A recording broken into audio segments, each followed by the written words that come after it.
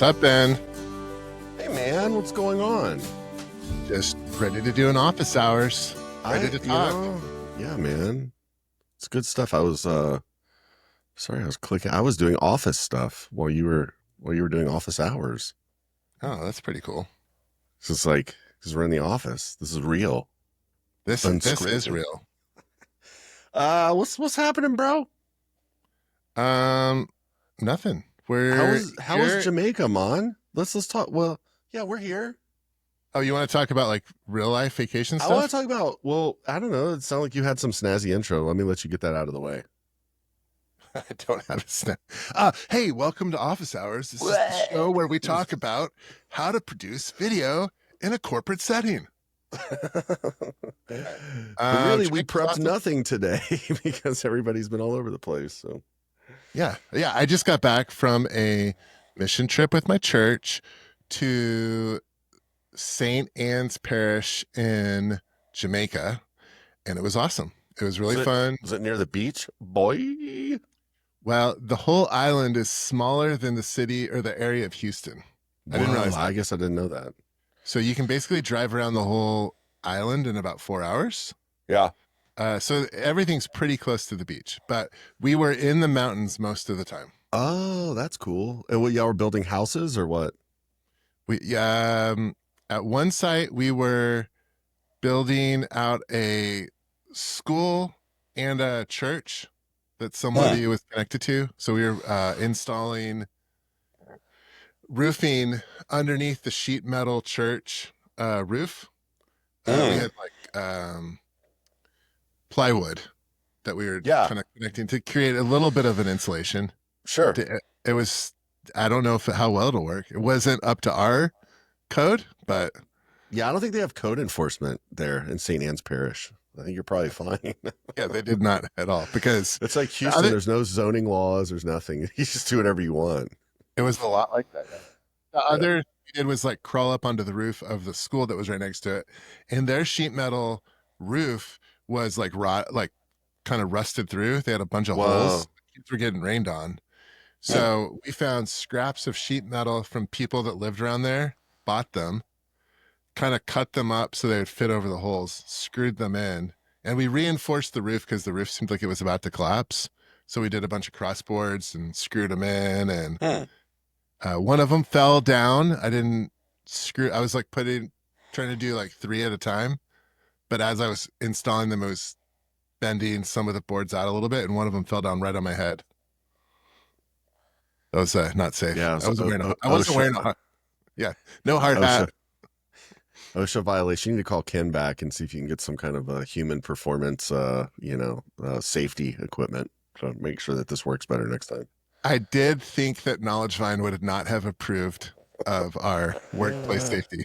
I'm going to have to tell Ken to watch this one just so he can help. Well, that's cool, dude. My daughter's boyfriend actually just went on a mission trip to Peru, and they're doing some stuff down there. And I think he just got there today. They're there for a week, and she was lamenting the fact that he can't have his phone for a week, so they can't have their daily phone calls. And I was like, well, if he's doing the Lord's work, I mean, sometimes you got to put that cell phone down, get to work. My son did not. Oh, he kept his phone? He had to keep his phone, and he did a daily phone call to his girlfriend every evening. He talked to his girlfriend more than I talked to Sarah, my wife. Yeah, of course, dude.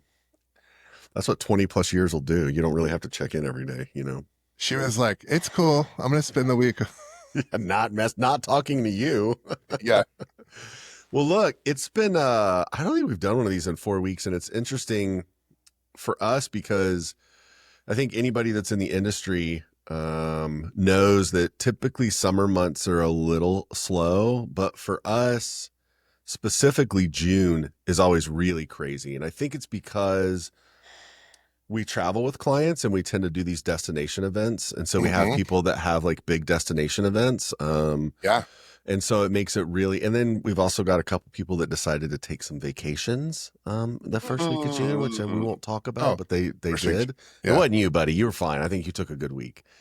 We had a couple other guys that decided, right in the middle of a rush to take a vacation. So it was crazy. I mean, I was looking back at this first week of June, And while we were like prepping for one of our largest events of the year that happens, when did that one? That one was Third the week of third June. week of June. Yeah. So that first week, I think we were like prepping gear to ship Mm-hmm. because it goes out. There was like 4 or 5 events that first week, and Oh, it was crazy. it We was were all not. over. Yeah, everybody was in Austin and in Dallas and in Houston, and we had some new clients come on that we were working with for the first time at that event, and then a big one in Nashville, which was really cool. And I'm That sorry I one. missed that one this year, but it sounds like everybody had a really good time. I actually got to get everybody paid today. That's on my list to do, to write checks today.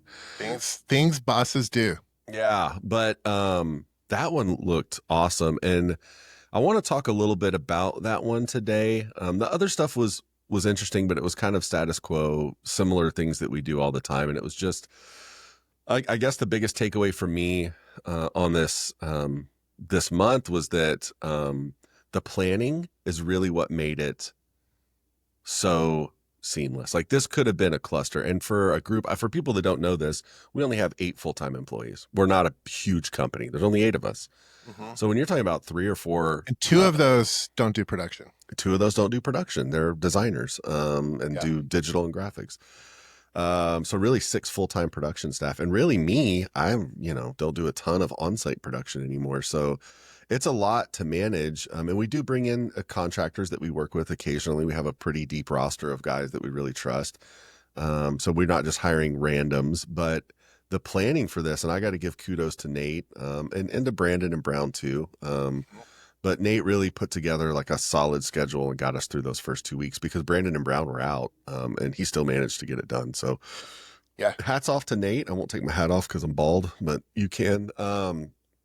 But that was awesome. But then this big one that we do, and I think we can talk about the client. It's this client called the Association of Certified Fraud Examiners, and they're like the credentialing body for all of the fraud examiners. They wrote the book on it, right? Like Yeah. they are the accreditation body, and they do this massive event every year. And it's we've talked about it before. It's I don't know would y'all have 6 simultaneous live stream rooms and then a massive GS. A massive GS. Yeah. And then we have to interface with an on-site AV because they contract the AV separately because the general session is so big. It's not something that we would typically manage. Mm-hmm. So we're interfacing with those guys. But the thing that I love about that, and the thing that we've talked about before that I want to reiterate to everybody, is if you're putting on a show, and if you are doing a big event like this and you've got multiple vendors, the more communication that you can have between all those vendors and get them talking to each other and understanding what they're doing, you're going to be so much the better for it, rather than just assuming everybody knows their role or assuming that somebody's going to take charge. Right? It's true. Having a really awesome project manager on your team that is in communication is pretty vital for any event. But for a large event, you couldn't do it without it. Yeah, I think about this, like even the company that we worked with that did the AV, they bring in a lot of contract employees for it. Mm-hmm. And those contract employees tend to hop around. So like they're not as invested, I think, as, maybe the PM is, Yeah. or maybe as we are, because we do it every year and we're a small crew. And so for us, we have to really be prepared for that and know, like, okay, these guys are just coming in to build these things. They're just putting it together. And there was a scenario on site where the technology that we requested was not deployed to the rooms, right? It just wasn't there. They decided to go a different route, even though we had pre-meetings about it. And then there was some discussion on site about, okay, well, why is it not here? Can we get it here? And then there was some pushback. And because we had a relationship with them and because we had a relationship with the client, ultimately we were able to get what we needed and prove the case of why it needed to be that way and why we already talked about it and it should have been that way. And then it sounds like y'all didn't have any issues. Like this was, if you added up all the hours of streaming, like 6 rooms plus a GS for 4 days for 8 to 10 hours a day. Insane amount of streaming. You guys did not drop once. I don't think you started late once. I don't think you had any issues in the rooms. Nothing that came back to me anyway. And I was on the debrief call too. That is miraculous. I think there was a couple of issues on the site with the site's internet where But I think that was out of everybody's hands except for the site, and the site just kind of dropped the ball. Oh, do you mean where it was deployed to on 24? Or are you talking No, about into the the building. venue? Oh, the venue. The venue itself, that was like we contracted with them to handle all of the Yeah. internet service. They did a they I think their system admin did a system reset at like 10 a.m. one day. Oh my And so gosh. all of the rooms had to be restarted. Yeah. Well, I mean, so that stuff is, there's nothing you can do. And that's just communication with the venue. I think that happened to Yeah. this same conference when we were in Seattle. I don't know if you remember, but that first morning, like, I think they had brand new Crestron systems or something. And there was a system reset where all their audio went down and they had to Yeah. deploy speakers to every room. Yeah. Mm-hmm. Talk about panic. I mean, everybody was just running, but But man, the good thing was like Nate and Brown were on it. yeah, And they were like monitoring it, and they're like, "Hey guys, this just happened, and we need everyone to reset your stream." awesome. We took care of it within a minute. Yeah. I mean, I love it, dude. It felt so good to like hear from them. Like I was checking in every day with, the man at the PM on the client side, and they were just overjoyed. So it made me feel really good and really confident that you guys were doing such a good job. And Well, I want to talk about a client their clients don't put up with much. I feel like as soon as they feel like something's gone wrong, they're having fraud committed against them. oh They get man, so up in arms. yeah, I don't want to get in trouble, but yeah, you have never seen I mean, they pay a lot of money for that event though. So I'll give them that. Like if you're paying several $1,000s to attend an online event, you probably expect it to be perfect, Oh, did you freeze up? I'm going to keep going. You better. Can you hear Yeah. me? Yeah, I can hear you, dude. What is wrong? I don't know, man. There's something with that. Who's the internet provider at that studio? Because I feel like we don't really have a ton of issues there, and I know we just redid the network, but I don't know, you might have I to don't switch know. cameras. I feel like it's your cam link or something. Maybe it's like trying to do it in 4K. I don't know. Flip over to a different cam. I'm going to. But anyway, that one was super awesome, and I was like real pumped to hear how great it went. And then we came back in town, and I came down to meet with a client who I want to talk a little bit about this, and hopefully we'll get your video back because it was a cool thing. But we have another long-term client that we've worked with for a couple of years called Hal Labs. And this is like a green tech portion of Halliburton Energy. And they do like clean energy startups. They're doing these pitch days that we've produced for years and years. And our contact who basically put all the events together, name's Diana Singh, she retired, it's crazy for us because it's, somebody that we built the entire program with, from, them doing only virtual during COVID to doing kind of these small room pitch days to these massive sets that we build now and shoot these things all over the country. And so I was super concerned because she was leaving and was having a successor come in. And then I think their director also swapped out. So it was a lot of change for us. But I got to come into town and have lunch with them and meet and sit and talk. And the direction they're going now is amazing. They're doing really well. They've got strong leadership. They're really pushing the boundaries of all this stuff and grabbing on to, oh, you're back. Hey, buddy. Yeah. So they're grabbing on to a lot of big events that are happening. I think it's like this one's part of Houston Startup Week now and whatever. So it was just, as a contractor, anytime there's a shakeup or a change with your client at a high level, it's always a little alarming because you're like, man, what's going to happen now? Are they going to go a different direction? Is something else going to change? Are they going to do something different? But seeing the way that they're moving forward really instilled a lot of confidence in me, not only in what they're doing, but in what we've built together. Yeah. And that partnership's going to last. So that was cool. And then while I was doing that, all the guys came down and you guys did like a big reorg and wired up a bunch of new stuff at your studio and got a bunch of stuff going in Houston. So it looks beautiful. it's awesome. Yeah. So you're like super close to be turnkey ready down there to where we can start bringing clients in and start doing shoots in-house there, that was awesome. That was a good day and a lot got done. So I felt great about that. Yeah, me too.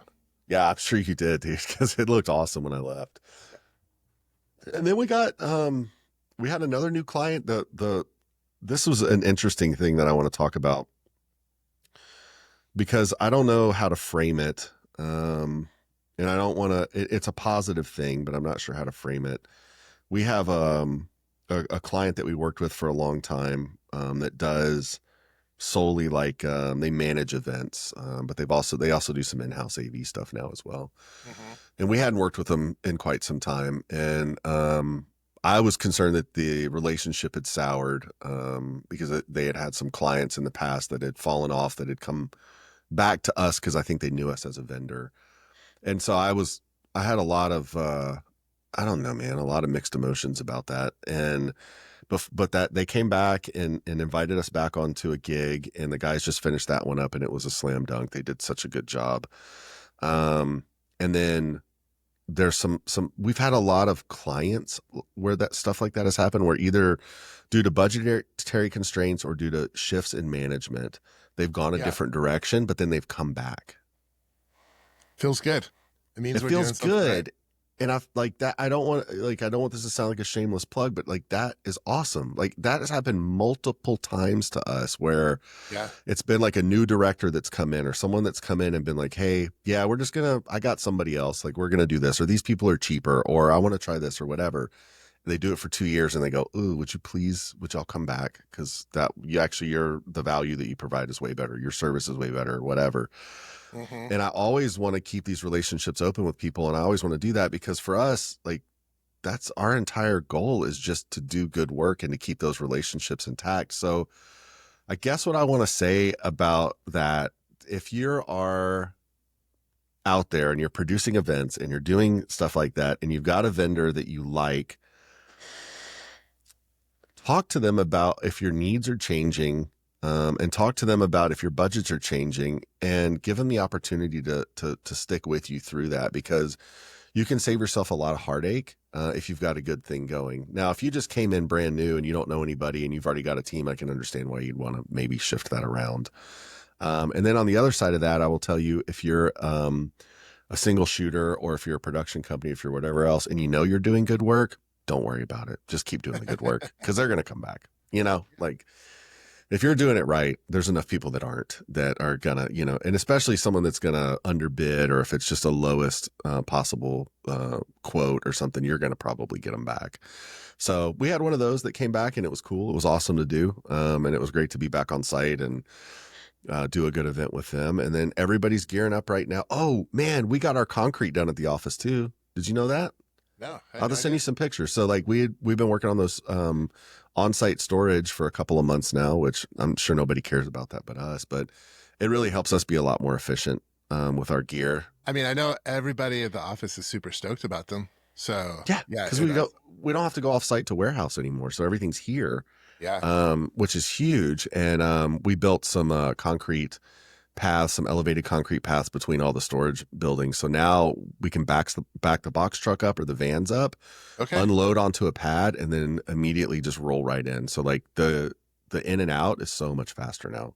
That's great, Dude. It's so awesome. Cause like you've got the roll up door, and yours is super easy to get in and out of, and it's great. But it's been a little bit of a challenge here, especially when we were warehousing offsite. It sucked. Warehousing offsite is such a pain. It sucks. It's the worst. I think that goes back into what we talked about, like overhead too, for people, like when people wonder why some bids are different than others. Like if you're renting, screens and projectors and speakers from somebody and they're warehousing offsite, you better believe that you're paying for that warehouse cost and that travel cost in that gear rental, Of course. And so we're going to be able to reduce some of that stuff now by having everything here and like kind of reducing our travel. So that's cool. And then the guys are going to Wisconsin Sunday. That's exciting. Just got back from Dallas. We're going up for Wilderness Medical Society, doing their summer event, which is in Lake Geneva this year, which is super cool. I'm very jealous. I know. Yeah, because we got to go to where were we? Colorado. Right? We were at Crested Butte. Yes. Yeah. We did Crested Butte in the winter. That was awesome. Brandon. One of the better meals there is anybody that's in the Crested Butte area. There's a place called Soup. Is it Soupcon? Soupcon, but it's got Wow, that was an exceptional meal. I really enjoyed that. and exceptional memory Yeah, to it was remember good. that. It was well. That was a. I mean, that was a beautiful place. It's like in a little ski shack, a little chalet. I guess we didn't pull our weight. Brandon didn't want to invite us back. He's like, "No, I'm going to take Well, yeah. the other guys that work a little harder." Well, it was funny when we were scheduling that. And also, there's some stuff coming up in New Orleans. We had a meeting yesterday. We were kind of looking over because going back to like scheduling, we stay pretty busy through. I think we had a little lull in July, so we had like a 2 week lull in July, and then it picks back up now. And then now we're slammed through November. Like we're done every week Hmm. through the end of November. Multiple events every week. So like our slow time's over now.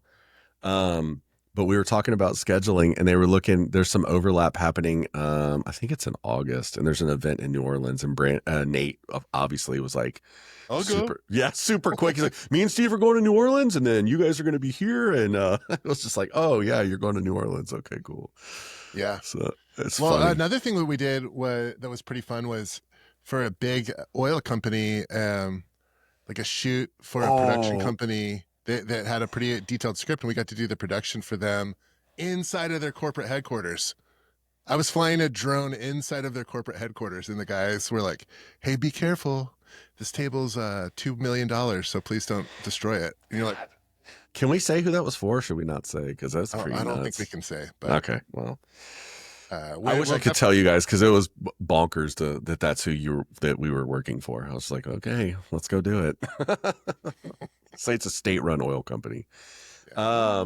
And then you got to do. Did we ever talk about? Didn't you go do like a really cool on-site with like a bunch of tanks and stuff, like super random? Oh, yeah. That video was neat.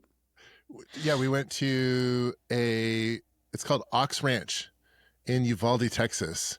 And there was tanks, there was machine guns, there was like 50 caliber rifles, and then there was this whole wildlife ranch that was beautiful, with all kinds of exotic animals from Asia and Africa that they bring over and they help raise. And then to help with conservation efforts, they allow hunters to shoot some of them, and then they like are able to help raise the population levels of some of these like endangered animals. So Dang. very cool place, Ox Ranch. It was Mm. for the Unboxing Podcast, which is on the OGGN network. Yeah. What? So you were there doing B-roll and stuff, or were you just there as a guest? I was creating the show for them. So Mm. they have a studio show that they do here in Houston, but they had me come out and do the field shoot with them. So I was following them around for 2 days, kind of doing a docu reality style shoot with them. So I had mics attached to them the whole time, and I was following them around with a couple cameras and a drone. It would have been nice to have a second shooter, but it wasn't in the budget, so we just went for it, Yeah. and it worked out. We don't talk enough about that kind of stuff too. I think we only really tell people about or at least on these, we only really talk about kind of our on-site stuff or our work with associations or whatever. I guess we touch on corporate and industrial video fairly often, but like we get to work in some like pretty austere environments a lot of the time. Like you get to go do some cool stuff. And I think we've got some more of that stuff coming up too with the, for CMI2. You guys are going to go shoot another Dirt Days, and maybe we'll send you and Mark to go Yeah. do that and put you guys on top of a mountain again. But that kind of stuff is so cool. I'm really looking forward to that. That client's amazing, CMI2, Yeah, because they are basically all ex-military guys yeah, that are super smart, and they come up with ways to help the military make it easier for soldiers in the field to be more effective. right. And so they'll 3D print little things like a little attachment to your backpack so that it sits on your shoulders differently, but it's way Yeah, more comfortable. yeah, And so they go out there and they test all this stuff, and they do so product testing, and then they have all kinds of like technology that they're testing as well.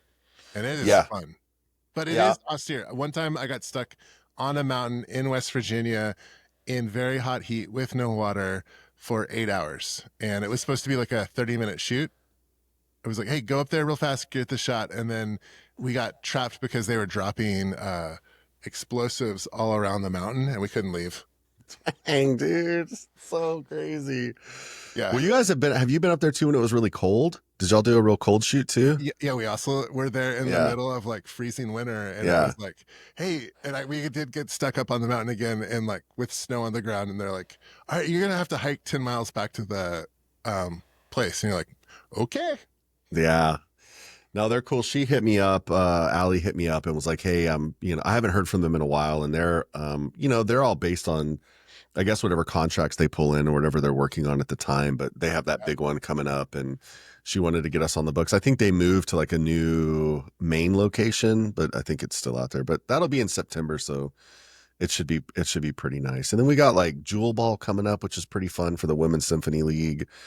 We're doing some stuff for Foster Angels, which is always a fun one. We kind of do some in kind for that.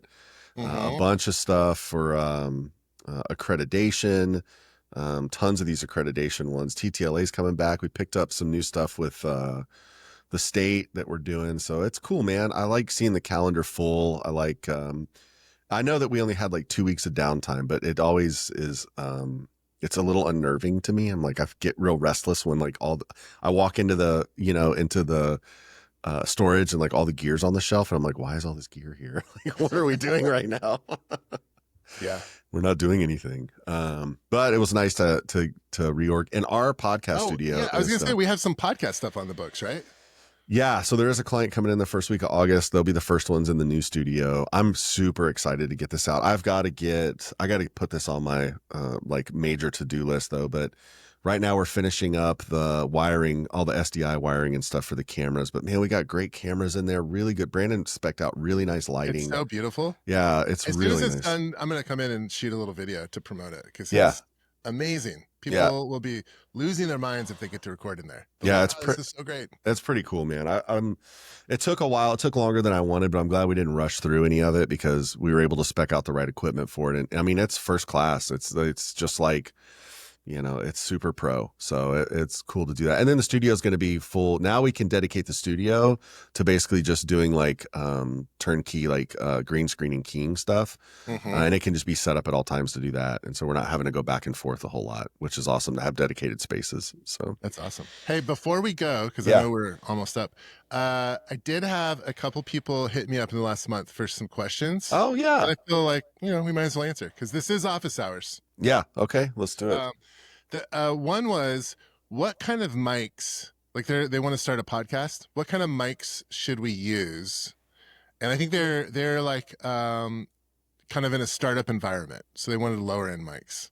Oh, well, and my thought was, I love the DJI Mic Pros and the Rode mics, which are the small ones that record internally, but you can like set it up and send it to your iPhone, or you can set it up and send it to your computer. Who are you calling? Nate G, get him on the phone. Hey, what's up, dude? I was going to have you come in here, but I'm just, no, you can't because I've only got one mic and it's going to look weird. I don't want you like standing right next to me like we're in a rock band. You're on the phone though. But I'm on the phone. You're on live on office hours right now. Oh, sweet. Yeah. So I know you're like just in the other room, but he could log in. But we're almost done. So Trae had got a question from some people that they're starting a podcast. Okay. So they're like just now doing it and they're looking for microphone suggestions. I wouldn't suggest the Shure that we're using because they're pretty expensive. What do you think is a good starter mic for podcast stuff?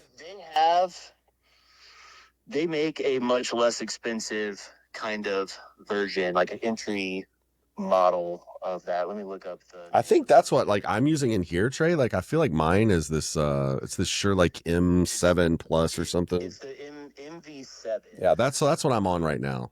You sound pretty great. And I think it might. Does yours have XLR on it? It does. Yeah. There's a version. It does. Yeah.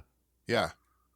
That's what I would say. But Sennheiser and this Shure.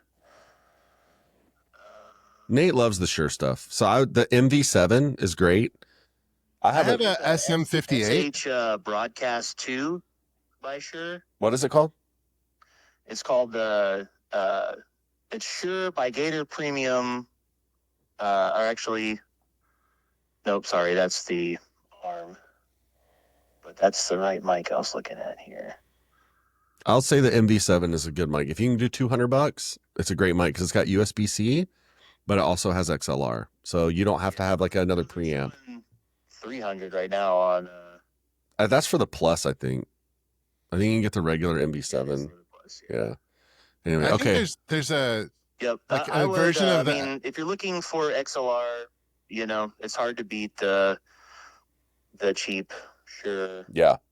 you know, kind of SM7B style mics. But if you're looking for something with just USB, you know, input on it, well, I guess those have USB on it too. It does.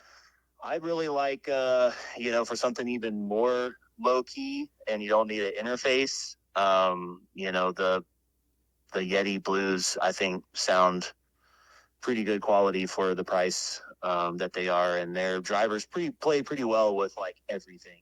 Yeah, I have a like an Audio Technica USB mic too at the house that I used during COVID that was great too. So you kind of can't go wrong these days. There's so much good stuff out there. In any of the $200 range broadcast mics, especially if it's Shure, Yeah, are going to sound plenty good enough quality for most people. okay, that's all I need. Thank you, sir. I would also say, Trae, so I bought this MV7. I've got the MV7 Plus, and I was using it USB, like direct in for a while. Mm-hmm. But Shure or Mackie was closing out all their Mcaster studios, which are just these, you can look them up. It's just called an Mcaster studio. And it has pretty nice preamp, and you can do stuff like this. Yeah. You know, so it's like, it's got kind of some cool controls, so you can go XLR out of the MV7 Plus, but there's tons of stuff in the $200 range. I would say look at the lower end Shure stuff to start with, though. Yeah, but I think it's cheap enough that I would say if you're using like your webcam for business, you should get good audio because Yeah, more so than even a camera, I feel like audio really allows people to focus in on you. So I think for it's important. sure. Yeah. And then Also, you can do things like this. So scary. Trae. I know. Dang. Have you had any questions? Has anybody hit you up with anything? I don't know. I'm not logged in. Who was it that was just talking to me about some stuff? I mean, I get questions all the time, but I mean, we're always available. I feel like I answer so many questions. So Yeah. if you have anything, feel free to hit me up. I'll talk to you until you tell me to shut up. yeah, right. It's the same, dude. Well, cool, dude. This is cool, man. It's I'm sorry that we missed a couple of these, but it was that run through June kind of knocked everybody out. Yeah. And now we've had a little bit of time to recoup, and now we're about to be back in it, but we'll try to be better about staying on top of these even through because now it really is like it's 100 miles an hour through the holidays. But I love doing this and I love being here, and we'll get some, I do want to get Diana on from HAL Labs. There's a couple other people we want to get on to bring in and talk about some stuff, because we got some cool clients that are doing some cool things, and I think they can provide a lot of insight to people and a lot of good knowledge out there. So it's good times, man. Yeah, Good times. a couple of clients have some new products I want to get them on to talk about because they're kind of like technology driven. I think that's really interesting. Yeah. All right, cool. Well, All you right, guys dude. have a great weekend in Austin. Yeah, man. You too. I hope the weather's it's actually a little drier here right now. So it's very hot, but it's a little bit drier. So it's nice. Okay. I got to go mow yards this weekend. Ooh, you have a lot of yards. A lot of yards to mow, dude. Almost got bit by a copperhead last weekend, but we'll save that for another time. Oh, one thing we got to talk about is apparently because of wild hogs, South Texas rattlesnakes have stopped rattling. I don't like that. They've learned to stop rattling so that the pigs don't eat them. I do not like that. I don't either. But isn't that crazy? I don't It like only that. took like 15 years for that to happen. That's like scary. advanced evolution. Okay. On that note, I'll talk to you soon, buddy. I'm gonna let's play our outro music. You know Okay. I love it. I love it too. All right. Have a great weekend, Ben. You too, buddy. I'll talk to you soon. Okay. All right.